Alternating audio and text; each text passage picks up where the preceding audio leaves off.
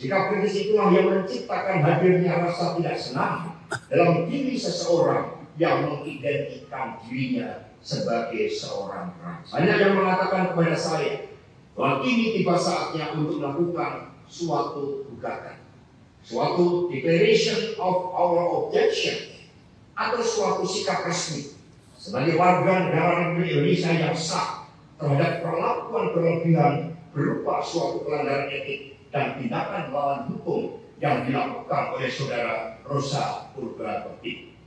Apa yang dilakukan oleh penyidik KPK tersebut selain sangat intimidatif, tendensius, juga tidak bisa dilepaskan dari kepentingan politik di luarnya.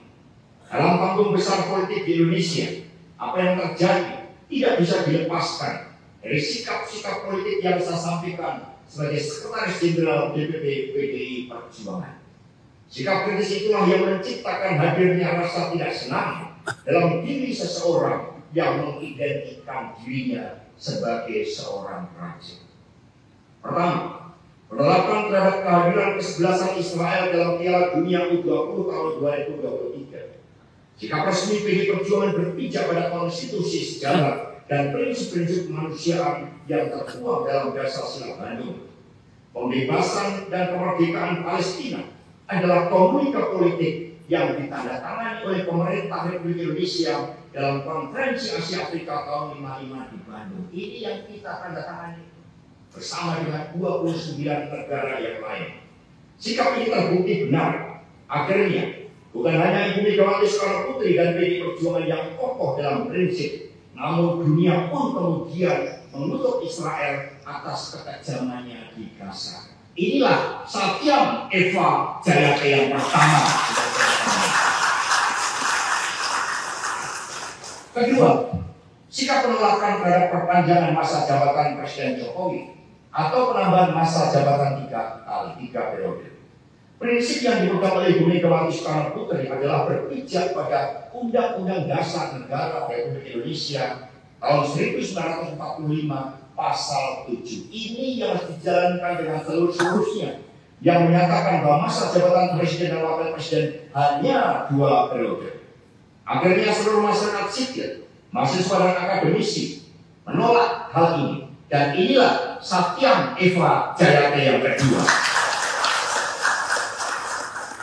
Jadi Satyam Eva Jayate adalah kebenaran itu pasti benar. Itu yang kita maksud. Ini adalah prinsip-prinsip kebenaran yang kita junjung tinggi.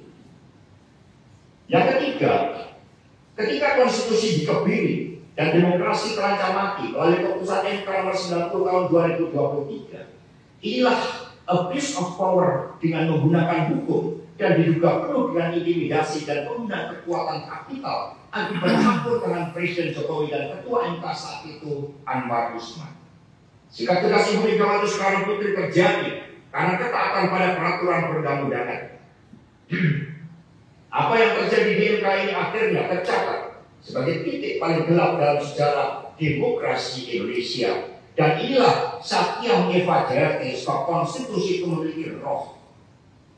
Dan sekiranya itu dilanggar melalui abuse of power, maka bisa menciptakan krisis. Kita yang tidak menginginkan itu. Maka kita juga akhirnya berproses, meskipun itu semua adalah prosedural. Keempat, masyarakat Indonesia mencatat bahwa di dalam Pilpres dan Pileg tahun 2024 serta Pilkada 2025, berbagai penggunaan mesin politik yang bukan partai politik kembali terjadi. PDI Perjuangan menyampaikan begitu banyak catatan gelap atas praktek demokrasi prosedural yang berwatak otoriter populis ini. Masyarakat mencatat begitu masif intimidasi yang dilakukan terhadap kepala desa, anggota legislatif, jurnalis, tokoh-tokoh pro demokrasi, para pengusaha hingga kepala daerah. Bahkan bujuk rayu melalui bansos pun dilakukan untuk membius kesadaran rakyat. Ini berita di salah satu media nasional hari ini, korupsi kepala desa. Dan ini menjadi alat sandera. Terhadap berbagai penyalahgunaan bansos ini, pada tanggal 8 Februari yang lalu, Jenderal TNI Purnawirawan Luhut Binsar Panjaitan menyatakan bahwa dari 500 triliun dana bansos tersebut, hampir separuhnya atau 250 triliun yang sampai ke masyarakat. Inilah penyalahgunaan keuangan negara dalam proses elektoral. Ini yang seharusnya juga menjadi perhatian. Hadirin dan seluruh masyarakat Indonesia yang kami cintai dan banggakan, PDI Perjuangan sangat menghormati KPK. KPK punya misi mulia untuk memberantas korupsi dan menegakkan akhlak bangsa. KPK didirikan oleh Presiden Megawati Soekarno Putri bukan untuk dengan wajah yang seperti saat ini. KPK seharusnya fokus untuk menangani kasus-kasus korupsi besar seperti illegal logging, kemudian tambang-tambang ilegal, judi online, narkoba dan lain-lain yang diduga banyak melibatkan aparatur negara. PDI Perjuangan dan seluruh rakyat Indonesia akan memberikan dukungan penuh terhadap KPK jika benar-benar memberantas korupsi pada kasus-kasus yang merugikan keuangan negara. Saya bukanlah pejabat negara. Tidak ada kerugian negara terhadap kasus yang ditujukan kepada saya.